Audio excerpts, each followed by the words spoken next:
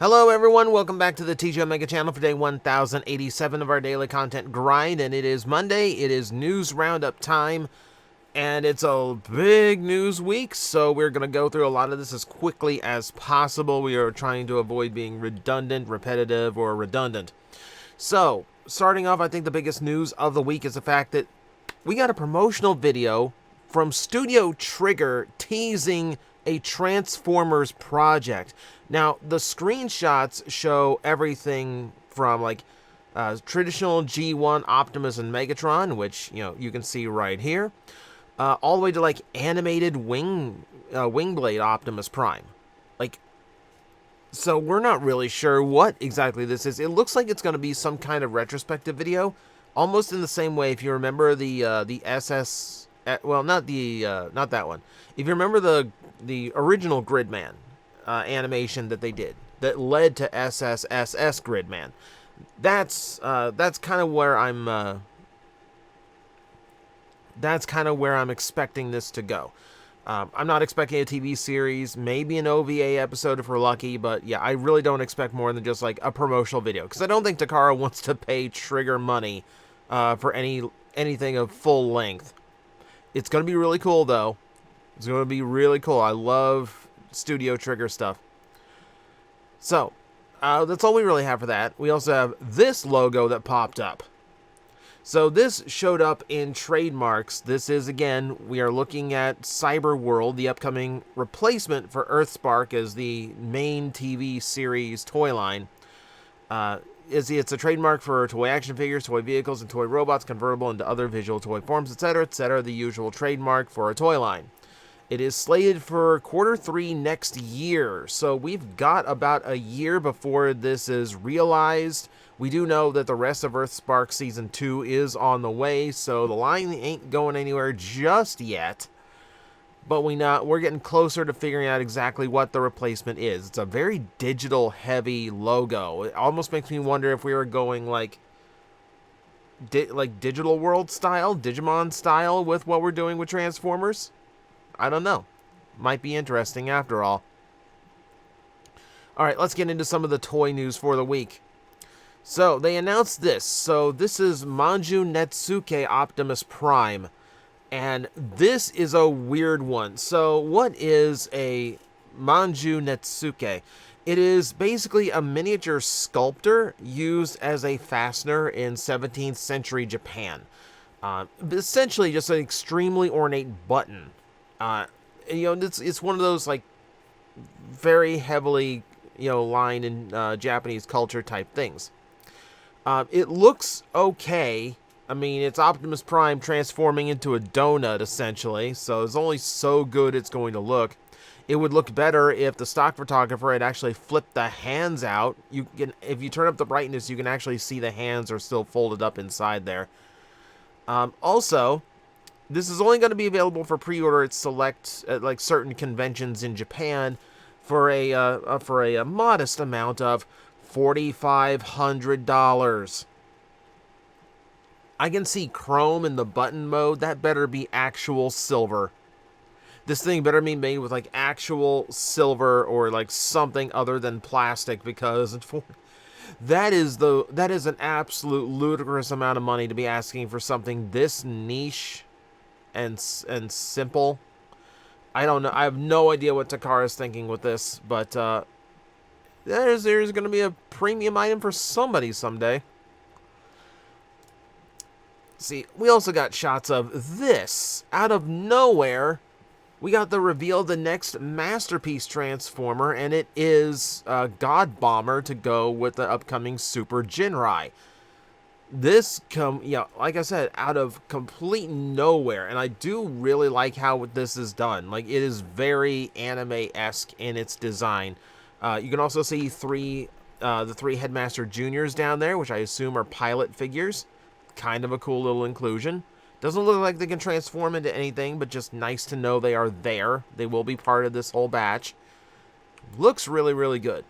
Looks better than the Generations attempt that they made. Let's see. They also showed off a bunch of other things. For instance, the next dramatic capture is based on the coronation scene from the movie. So we have, another take on Earthrise Starscream. We also have a Blitzwing that I can see some paint differences on, but not enough to make me go, that's better than the Hasbro release. And then the Astro Train, which is the one I was waiting for, because there's no weathering and battle damage on it. It's just a really nicely painted Astro Train. And I hate when they do sets like this where only one out of the entire set feels appealing to me. Now in Japan, of course, that's a different story. They didn't get a lot of these molds nearly as often as we did in the US, so I'm not going to harp on that for too long. I'm just going to say I might be in the market for someone who is buying this set for Starscream or Blitzwing. I just kind of want the Astro Train, but I think everyone's going to just want the Astro Train. Weird me saying like, no, I'm not interested in the Blitzwing. How weird is that? Astro Train just looked too good. Just looks too good. Still don't know why his figure had so much battle damage and never came out clean like the others. Better shots of the Lio Convoy coming out. Still looking really, really nice. Let's see, do we have anything else here? We got Transformer 1 stuff. There is their old style leader class Optimus Prime. The big one that's coming out. There we go. That's what I wanted. Pictures of the actual God Jinrai combination, and it looks amazing. That looks like a fantastic representation of it. Yeah, I'm going to skip this out, even though, like, this is Power Master Optimus Prime. This is my childhood Optimus Prime toy getting a Masterpiece release. Just because it's just so expensive. It's so expensive, and getting one will mean I'm going to want the other one. The other one's also going to be really expensive. I can't budget for that right now. They do look good, though. They do look really, really good. I think that's about all the newsworthy stuff we got from that display. There's also a display for the new Godzilla crossovers. They still look as dull as they ever did. Yep, so we have gotten corrections, by the way. So the head is not technically a Megatron head. It is from the original design art for Studio Series 86 Sludge. It was the original head sculpt they were going to go with for him until they redesigned it. Weird that they chose to reuse that, but because they reused an existing design for a head, really kind of reinforces the idea that this was a very fast, last-minute piece being produced, which would either come down to just limitations in release schedule, or far more likely, Toho putting some unrealistic constraints on this project. You know, it's the 70th anniversary of Godzilla. Maybe these could only be released within that time period, and they wanted it out before the 70th anniversary was done. Best guess I could have, because, yeah, typically Takara would never put out something that's this lackluster, especially when they had the opportunity to do something really, really cool with it. But yeah, it is pretty much the same as we've seen before. Nothing really new and realized from the new photos. They're just kind of dull. Someone tried to tell me that this Optimus Prime was like a lovely shade of silver. Like, no, this is flat gray.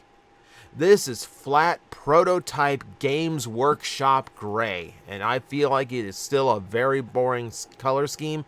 If you like it, good for you. But I will not be joining you in experiencing this toy. And another one that got announced at Tokyo Toy Show 2024. This is one of those weird designer figures they do once in a while. They collaborated with a band called Bump of Chicken in order to create this super odd Optimus Prime, which has more of a Megazord aesthetic with random colors forming his limbs. Between this and the Linkin Park Soundwave being so dull, I'm really considering, like, no, let's not let musicians pick Transformer colors anymore. This just looks horrendous. This looks like a box of crayons melted. This looks like one of those, like, when they do, like, a kids coloring contest. Like, hey, kids, color in this picture of Optimus Prime or these mini-cons, and we will produce a real version of it for you. Feels like one of those. I don't like that. Yeah, it's just a weird-looking figure. Really weird. You know, it looks bootleg. Let's not let let's not let bands pick anymore, please. Alright, upcoming toy, first in-hand shots coming in. So here is the upcoming G1 Universe Optimus Prime for Legacy, the one that is obviously based on the original toy. Still looking pretty nice. Here we can see different angles on it to show that, yes, it's light piped at the top of the head. He does come with 2 of his blasters to represent both iterations of it. He also has, of course, his Energon axe. If I remember right, this is one of those releases with rubber tires, which I will warn, like, people with Beachcomber and Sandstorm are starting to notice those tires actually do damage the ABS plastic in contact with them. So not only damaging the toy that those tires are on, keep in mind those will also damage anything that those toys are up against. So if you got them in a storage bin or too close to other toys on a shelf, I'd recommend giving them a little bit of space, just to make sure no tires are contacting anything else. That said, though, this is still a fascinating project to have a retail version of, the same idea that Missing Link Convoy had. Kind of curious how this is going to feel once it's in hand. It's just a fascinating little thing to do. Yeah, it's interesting is what it is. It's looking fine. We've seen plenty of it at this point, so yeah, it's just looking good. Looking forward to it. Here's another Optimus Prime, at least a retool of it. Animated Motor Master in hand, and again, he is also looking exceptionally nice. I love that they kept the head so accurate to the original. They didn't try to G1ify it or anything to fit in with the Universe or Generations toy line. It just looks like BotCon Motor Master, which is going to start making everyone go, well, where are the other BotCon Stunticons now? They won't combine, but neither did the animated versions. But that means what? We have to get an animated Lockdown, which, yes, we have to get an animated Jazz, an animated Rodimus, an animated RC. I wouldn't argue any of those, by the way. Not in the least. He looks good, though. He looks good. He's a pickup. I'm picking him up for the novelty of seeing a G1 character, and one of the last, characters Derek designed in order, that actually became a toy, to actually make it as a retail release. Yeah, I'm going to need to have that. Also upcoming is the brand new Quake figure, a heavy retool of Skullgrin, and this one is still continuing to be one of the oddest figures I think I have seen in a long time. So in robot mode, yeah, he just looks like Quake. It's a decent way of, making a Quake figure. He looks good. He looks like the G1 Quake, no real arguing that. Comes with Heater and Tip Top, his Target Masters. They do everything I expect them to do, and it's always good to see that they get worked into the mold and the budget. Yep, looking fine. That's just the Target Masters back again.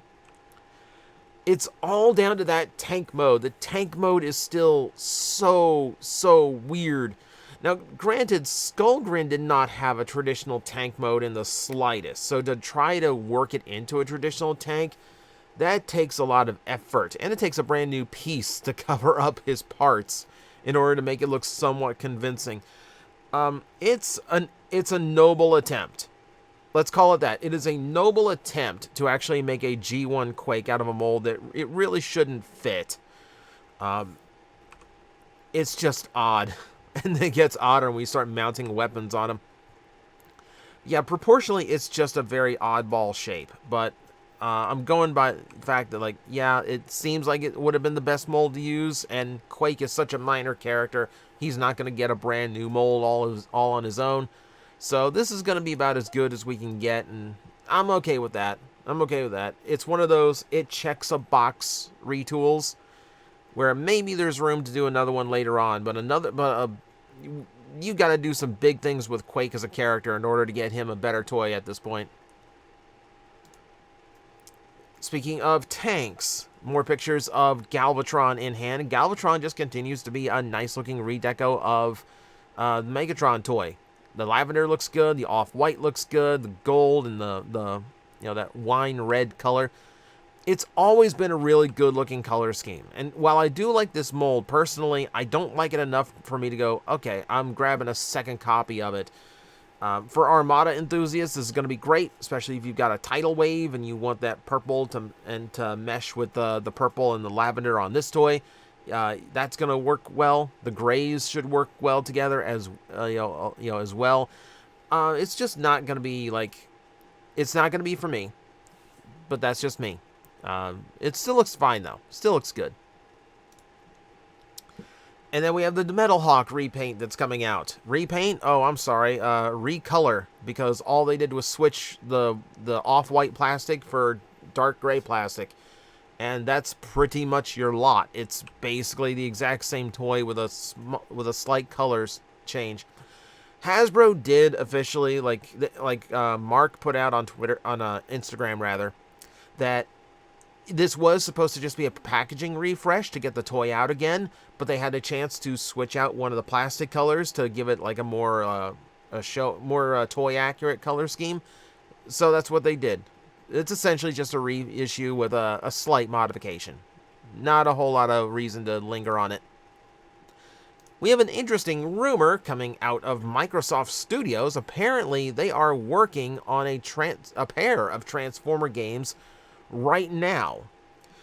They do own Activision Blizzard, which means these could be related to War for Cybertron, or it could be a way of remastering the previous Transformer games. And when we're dealing with a major movie coming out this, later this month, oh boy. When we're dealing with a major movie coming out this month, and you're a game studio that actually has access to those previous games that took place on Cybertron and dealt with like Optimus Prime rising up and becoming who he is. Yeah, like you're probably going to want to capitalize. So it feels like it's going to be a remaster, or at the very least a compilation re-release of the War for Cybertron and Fall of Cybertron game. They are aiming for a release this year. So to find out that this game is in production and it's going to be released within the next 4 months, I don't anticipate it being a completely new project. So I feel like a re-release of the Activision games are going to be the best thing that this could be. But if you want to play as Transformer 1 characters right now in a video game, Roblox Drive World is doing a collaboration with Transformers 1, so you can actually have Orion Pax in your garage. I know absolutely nothing about this game. It seems like they're doing Megatron as well. Complete Transformer quest to unlock rewards and vehicles. So there you go. Roblox is doing some Transformer stuff. Not a game I play, but someone out there is going to. You can do a little bit of Transformering now officially. And we'll roll into a little bit more for Transformers 1, if we can. So Way Studios has announced these statues for the movie, featuring the main characters, Optimus and Megatron, in their final forms from the movie. Optimus looking really, really good. Then, yeah, there's the vehicle mode Megatron to go with it. Yeah, it's just a really nice piece. It looks really, really good. Just the right amount of weathering. Still looks really solid. Light up matrix inside. Nice to have. And there is Megatron looking appropriately like, oh, I just realized Peace Through Tyranny might be an idea. And yeah, there's the little Optimus Prime in vehicle mode. Always interesting when statues come with vehicle modes. So you have like some representation of the other mode, even if it can't articulate or transform. I'm actually wondering how much posability or alternate parts they have, because you can see the statues on the right side of this photo here that actually do have different poses to them. Nothing radically different, but enough to be interesting. Yeah, look, so I'm not even sure. These either might be articulated statues or they might have alternate parts for swapping. One or the other. Hard to tell from photos, but very, very nice pieces if you're going to really like the movie and want some statues lying around for it. Also, let's see. We also have more in-hand shots for YOLO Park's Transformers 1's offerings in hand for some of their new kits based on the movie. And these also still look really good. Now, these are completely clean. So if you want that really clean look without no weathering or battle damage whatsoever, that's YOLO Park. But of course, this is akin to model kits. So, even though, you're not putting a whole lot together, So these are ripe for customization if you actually want to include that in or have a DIY project of your own. Yeah, these are the cogless Bumblebee and Optimus Prime, right? Yes, Orion Paxson B127, and there's D16. Yeah, it's a good-looking set. It's a good-looking set of models. We've seen them before here on the News Roundup. They're still continuing to look good, even though, even out of the box. YOLO Park also officially put out photos for their Nemesis Prime repaint of their G1 AMK Pro kit. Looking very, very good. They take a little bit of liberty doing the green rather than the traditional Scourge Nemesis Prime Black Convoy teal. Well, I guess metallic light blue. This is closer to teal. It's a really nice kit. I'll tell you from experience, it's a really nice kit. And now they're just doing a really nice Nemesis deco. If you know me, you know I'm not a big fan of G1 Primes just getting straight up repainted into Nemesis. I think his sculpt, his proportions, his face especially, is just too heroic to really pass for like an evil version. But I know there's people who really like it, so you got your options out there. I always prefer Nemesis and Scourge to come from Optimus Prime molds that have a lot more edge to them. A lot more like something that could pass for something that's being a little bit mean, a little bit evil. Takara Tomy announced some official goods for the 20th anniversary. We've got pendants, we got keychains, we got acrylic art, we got all kinds of stuff. We have, if I remember right, if I remember what this is, hang on. Megatron's Punishment Fan. This is Megatron's Punishment Fan. Make your own joke up. All right, Matrix Pendant, cool to see. I think that might just be like a re-release of the one they did previously with like the reissue Galvatron.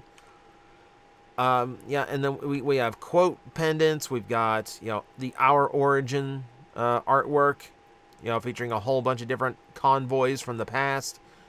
Yeah, there's like the individual arts. There's the heads for some of the core. Interesting. It's always interesting to see who gets picked for that third slot on the Autobot side. It usually tends to be Grimlock these days, but like Sideswipe's a weird call. Sideswipe's a bit of a weird call for that. And then we got tote bags as well, because you need your tote bag to haul all of this merch in.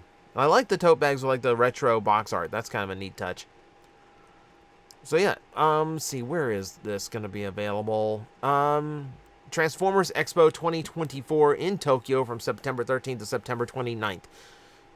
That's actually a pretty long expo. I'm really curious how much is going to be shown off in that kind of length of time.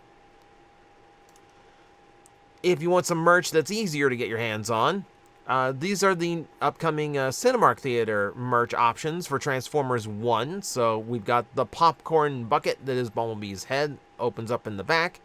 Little tote strap there. We've got drink toppers and cups. And they actually look pretty well sculpted and painted. Very nice. Let's see. Yeah, soft blanket. Do you want a soft blanket from the movie? You can curl up with all of your cogless favorites. Weird choice. I've never seen a movie theater sell a blanket. Interesting. And we get a pin set of all the characters, so that's a nice basic thing to do. Those usually go over well. Drink container, drink bottle, popcorn container. Interesting that the bottle is more expensive than the popcorn container. You'd think it'd be smaller. I do like that it's just straight up drinking out of Orion Pax's head. Just stick the straw through Orion Pax and drink of his body. Blanket's actually pretty affordable. So are the cups. Two toppers and 2 cups for $14.99. Not too bad. There's no Cinemark theaters around me, and these are not the kind of things that I would order in for. Yeah, and here's swag online. There's another drink bottle of Orion's head. Apparently the drink bucket could also be used for popcorn. If you just cram it in there and become unable to reach anything through that gap. A lot of options. Of course, it's a movie based on toys. Of course, it's going to make a whole bunch of toy things. Transformers is collaborating with Rhodey to produce these horse-based takes on G1 characters. So it seems like this is a designer line that just does weird little things like this, and it's basically like the My Little Pony Transformer Optimus they did a long time ago, where it's really just the details painted onto an existing figure. They are doing a whole bunch of things for it, though. We got stickers, keychains, acrylics, all kinds of different things. We got the file folders, which are a big thing in Japan, but you never see them in the US. So yeah, plenty of little weird options, because there's always someone out there who really likes these super weird things. And I believe that's going to do it for the news roundup. Admittedly, I left off a story, but frankly, they're just photos of the new Ratchet from Studio Series, Gamer Edition, and they don't show the vehicle mode, and they're not very well shot. So we'll get to those next time. I'm sure better photos will pop up very, very shortly. But for now, that's pretty much everything that happened in the world of Transformers in last week. Kind of long for the news roundup, so I appreciate you sticking around. So thank you everyone for watching. I will see you next time.